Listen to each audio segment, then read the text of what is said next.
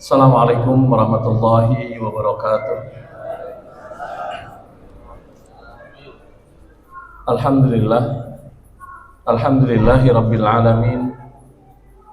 Nahmaduhu wa nasta'inuhu wa nastaghfiruh wa na'udzu billahi min syururi anfusina wa sayyiati a'malina.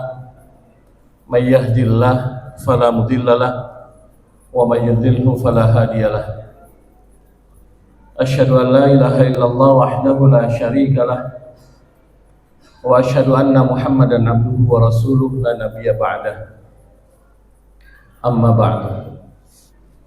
Jamaah salat tarawih yang dimuliakan oleh Allah Subhanahu wa taala, senantiasa kita bersyukur kepada Allah atas nikmat yang telah Allah berikan kepada kita. Di dalam hadis Arba'in ada sebuah kisah yang diceritakan oleh Sufyan bin Abdullah ketika beliau bertanya kepada Rasulullah SAW. Pertanyaan dari Sufyan bin Abdullah kepada Rasulullah SAW, "Qultu ya Rasulullah," aku berkata kepada Rasulullah SAW, "Kulli fil islami qaulan," katakan kepadaku, sampaikan kepadaku sebuah ungkapan di dalam Islam, la as'alu anhu ahadan ghairak, yang ungkapan itu tidak akan aku tanyakan lagi kepada orang lain selain dirimu. Maka kemudian Rasulullah SAW menjawab, qala Rasul, qul amantu billah tsumma istaqim, katakanlah aku beriman kepada Allah, kemudian istiqomahlah. Hadirin yang dimuliakan oleh Allah Subhanahu wa taala, ada dua frasa yang disampaikan oleh Rasulullah SAW di dalam pesannya kepada Sufyan bin Abdullah, yaitu yang pertama keimanan dengan kata amantu, kemudian istaqim dengan kata istiqomah dengan kata istaqim. Keimanan dan istiqomah, pesan yang disampaikan oleh Rasulullah SAW kepada Sufyan bin Abdullah. Tetapi kalau kita perhatikan yang menarik dari pesan Rasulullah SAW ini, ternyata ada pesan yang secara tidak langsung atau secara tersirat ingin disampaikan Rasulullah SAW kepada sahabat yang bertanya ini. Jadi kalau kita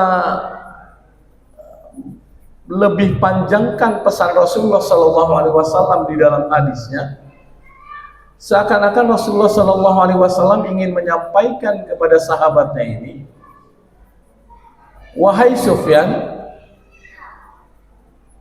berimanlah kepada Allah Subhanahu wa taala,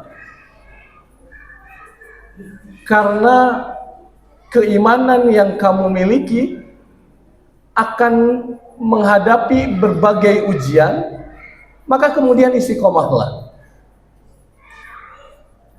Artinya Rasulullah SAW sudah memperingatkan sahabatnya bahwa ketika engkau mengatakan beriman kepada Allah Subhanahu wa taala, maka bersiap-siaplah untuk menghadapi ujian. Karena memang begitulah hakikat dari keimanan. Sebagaimana Allah sampaikan di dalam surat Al-Ankabut ayat kedua, a'udzubillahi minasyaitonirrajim, bismillahirrahmanirrahim, ahasiban nas ayyutraku ayyaqulu amanna wa hum la yuftanun. Kata Allah, apakah setiap manusia mengira bahwa ketika mereka mengatakan beriman kepada Allah Subhanahu wa taala, mereka kemudian ditinggalkan oleh Allah Subhanahu wa taala dan mereka tidak diuji? Artinya ketika setiap manusia mengatakan saya beriman kepada Allah dan Rasulnya, maka bersiap-siaplah ujian itu akan datang kepadanya. Siapapun itu, mereka yang memiliki keimanan yang kuat, mereka yang memiliki keimanan yang lemah, pasti akan diuji oleh Allah Subhanahu wa Ta'ala dengan berbagai macam ujian. Tidak memandang status sosial, ujian itu pasti akan datang kepada orang yang beriman. Itu adalah sebuah konsekuensi yang harus kita fahami, bahwa ketika kita beriman kepada Allah, maka kita harus siap dengan konsekuensinya. Allah akan menguji kita. Bahkan di ayat ketiganya surat Al-Ankabut ini, Allah kemudian mempertegas kepada kita, menyampaikan kepada kita bahwa yang akan diuji itu bukan hanya kita, tetapi mereka orang terdahulu itu sudah melalui ujian-ujian yang berat untuk mempertahankan keimanan mereka. Walaqad fatannal ladzina min qablihim, kata Allah Subhanahu wa Ta'ala, dan sungguh benar-benar bahwa sesungguhnya mereka sebelum kalian telah kami uji untuk menguji keimanan mereka. Jadi kalau kita lihat para sahabat Rasulullah SAW yang diuji, jangan kemudian membandingkan diri kita, akan sangat jauh ujiannya. Sahabat Rasulullah SAW, keluarga Yasir, yang mereka harus mempertahankan keimanannya dengan mempertaruhkan nyawanya. Seluruh keluarganya terbunuh hanya untuk mempertahankan keimanan. Pertaruhannya nyawa. Lalu kemudian ada Mus'ab bin Umair, seorang pemuda yang dilahirkan dari keluarga kaya raya, hidupnya penuh dengan kemewahan. Dalam sebuah riwayat, kalau Mus'ab bin Umair ini lewat, dari jarak berapa kilo saja wanginya sudah tercium. Kenapa? Karena dia lahir dari keluarga yang kaya raya, ningrat. Tapi ketika kemudian Rasulullah SAW datang membawa risalahnya, Mus'ab langsung kemudian menyatakan beriman kepada Rasulullah. Apakah kemudian tidak diuji? Lihat ujiannya. Dia yang biasa hidup mewah, ternyata harus terusir dari keluarganya karena ibunya tidak setuju dengan keimanan Mus'ab. Mus'ab diusir dari keluarganya, kemewahan-kemewahan yang dia rasakan harus hilang. Yang biasa dia tidur di kasur yang empuk, ternyata dia harus tidur beralaskan tikar, pelepah kurma pada saat itu. Tapi apakah kemudian ini menyurutkan langkah dari Mus'ab untuk berhenti dari keimanan kepada Allah dan Rasulnya? Tidak. Sekali-kali tidak. Mus'ab bin Umair tidak pernah kemudian mundur dari langkah keimanan kepada Allah dan Rasulnya.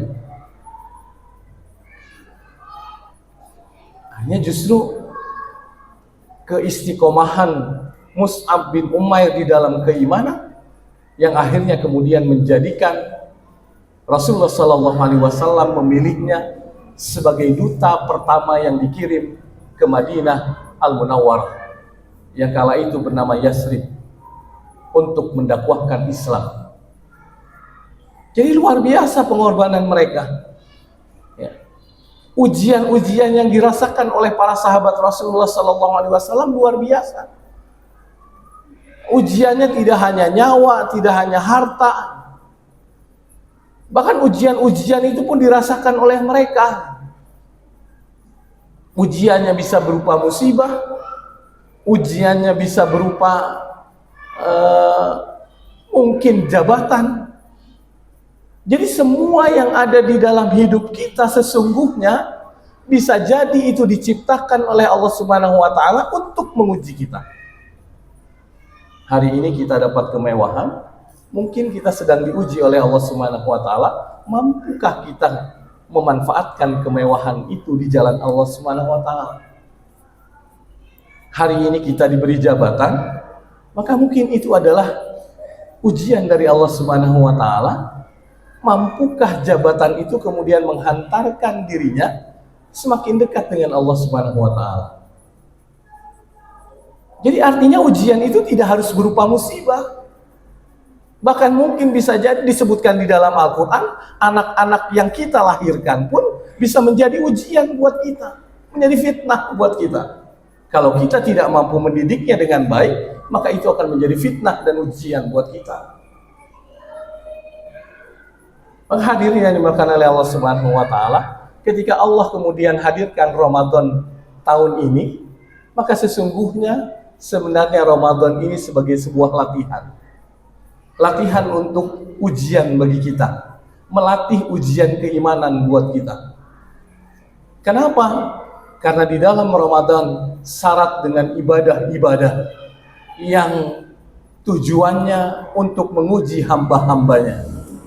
Contoh ibadah yang paling mudah untuk kita lihat adalah ibadah puasa, asyam. Ibadah puasa dihadirkan oleh Allah Subhanahu wa taala untuk menguji manusia. Apakah benar-benar beriman kepada Allah Subhanahu wa taala atau tidak? Puasa menahan lapar dan dahaga, menahan hawa nafsu, menahan apa yang dilarang oleh Allah Subhanahu wa taala, itu kita lakukan selama bulan Ramadan. Nah, ketika kita mampu melakukan menahan itu semuanya di bulan Ramadan, ketika selesai dari bulan Ramadan, kita mampu menahan segala sesuatunya karena Allah Subhanahu wa taala, maka kita sudah lolos dari ujian.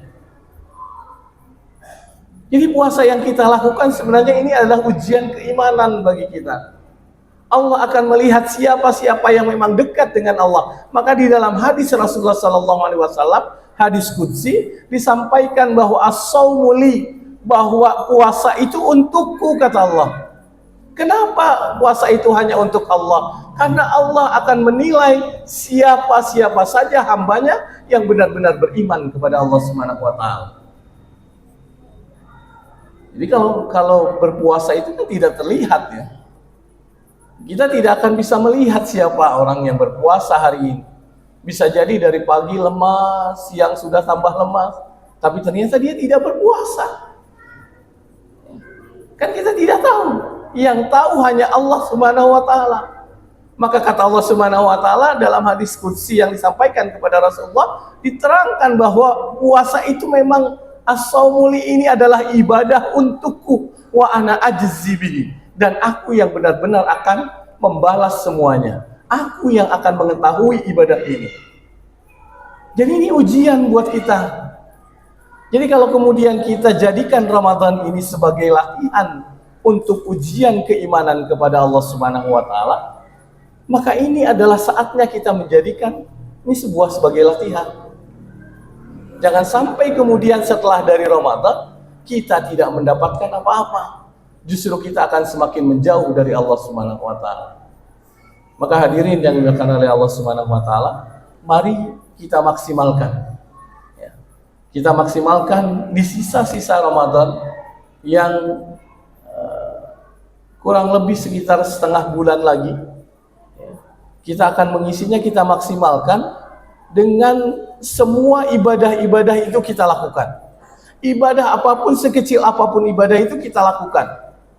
Bisa jadi ketika kita melakukan ibadah apapun semuanya kita lakukan, justru disitulah letaknya Allah akan menaikkan derajat keimanan kita. Nah, kalau Allah sudah menaikkan derajat keimanan kita, bersiap-siaplah untuk menghadapi ujian berikutnya. Karena sekali lagi, kembali lagi di awal, bahwa hakikat dari keimanan, konsepnya adalah keimanan itu adalah ujian dari Allah Subhanahu wa taala. Demikian, mudah-mudahan ini bermanfaat untuk saya pribadi dan untuk semuanya. Wallahu muwaffiq ila aqwamit thoriq. Wassalamualaikum warahmatullahi wabarakatuh.